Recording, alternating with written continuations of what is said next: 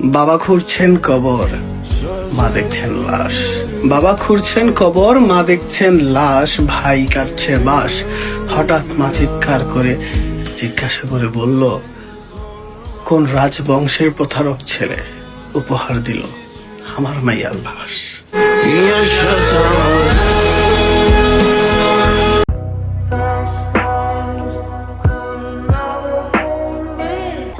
মাকড়সা জন্মের পর নিজের মাকে খেয়ে ফেলে।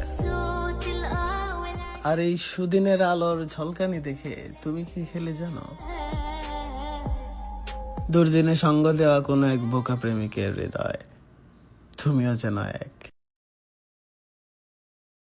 মাকড়সা। কতটা ভয়ঙ্কর হইতে পারে একটা লাইন, জাস্ট কলিজাটা হাত দিয়ে ধরে বসে বুকের খাঁচা থেকে না সরে যায়।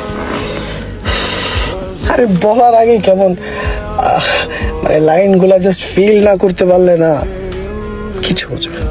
জাস্ট আমি বলার আগেই আমার কলিজা একটা থরথর করে কাঁপুনি মানে অটোমেটিক করতেছে। আমার মা সারা আমি মানে আওলায় ফেলতেছি। শুনেন, মনোযোগ সহকারে শুনেন, জাস্ট ফিল করেন।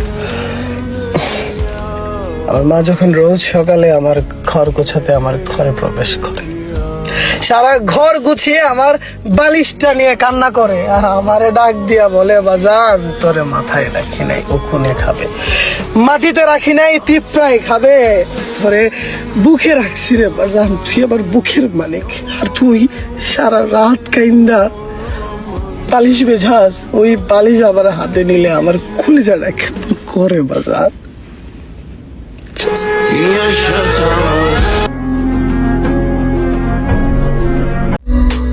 আমি নিষ্ঠুর, তুমি মায়াবতী। আমি বখাটে, তুমি ভদ্র। আমি ধ্বংস, তুমি সৃষ্টি। আমি পাপ, তুমি পবিত্র। তুমি চাও বা না চাও, ইহকালে কবরে প্রস্থান করিবার পূর্ব মুহূর্তেও আমি যদি শেষবার তোমাকে দেখতে পাই, আমি সেদিনও তোমার পিছনে বলে দিলাম।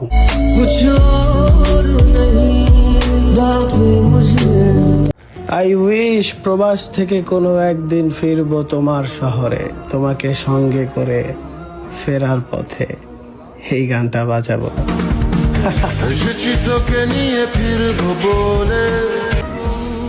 আবারও চলে আসছি, ভয়ঙ্কর বলবো না, একটা ছোট গল্প নিয়ে এসেছি।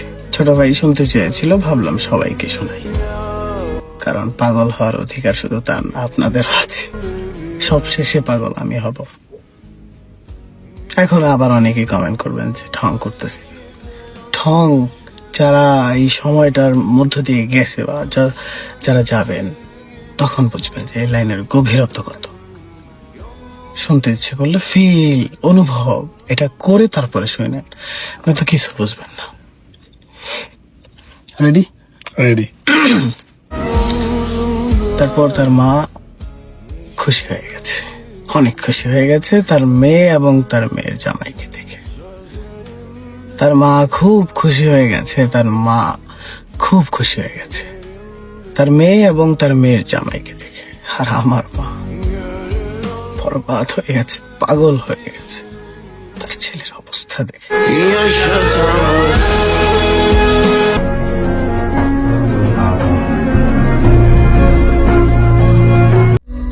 এই যে তুমি আমাকে হারাই ফেললা বোকা নারী।